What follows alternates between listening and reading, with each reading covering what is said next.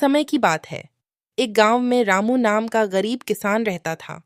उसके पास थोड़ी सी जमीन और एक झोपड़ी ही थी। वह सुबह से शाम तक खेत में मेहनत करता, लेकिन मिट्टी बंजर थी, इसीलिए उसकी फसल कभी अच्छी नहीं होती थी।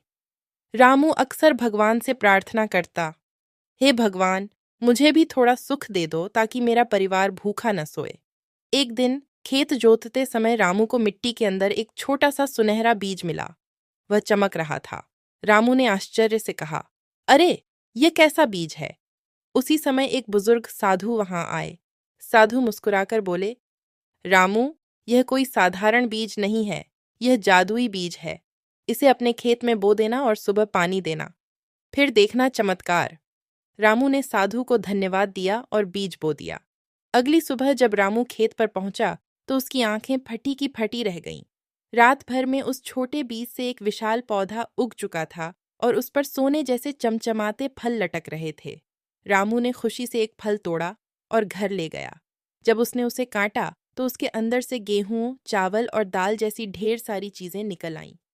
अब रामू का घर अनाज से भर गया। उसने गांव वालों को भी बांटना शुरू किया। जो गांव वाले पहले उसकी गरीबी का मजाक उड़ाते थे, अब उसकी उदारता की प्रशंसा करने लगे। लेकिन तभी गांव का लालची जमींदार यह देखकर बोला, मुझे यह पौधा चाहिए, वरना मैं तुम्हारी जमीन छीन लूंगा। रामू डर गया, लेकिन तभी वही साधु फिर प्रकट हुए और बोले, रामू डर गया, लेकिन तभी वही साधु फिर प्रकट हुए और बोले, रामू, जादुई बीज का असली रहस्य इसकी दयालुता है। जब तक तुम इसे सबके साथ बांटते रहोगे, पौधा फल देता रहेगा। लेकिन अगर कोई लालच करेगा तो यह पौधा हमेशा के लिए गायब हो जाएगा। जमींदार ने लालच में पौधे से फल तोड़ना चाहा, लेकिन पौधा अचानक धुएं में बदलकर गायब हो गया। रामू दुखी हुआ, पर साधु ने कहा, मत घबराओ, तुम्हारे पास जो अनाज है वही सबके लिए काफी है। असली जादू मेहनत और बांटने में है। रामू ने मुस्कुराकर कहा, हाँ, सही कहा। अब मैं मेहनत और दूसरों की मदद ही अपना सबसे बड़ा खजाना मानूंगा।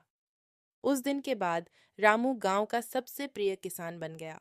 उसका घर हमेशा खुशियों से भरा रहने लगा।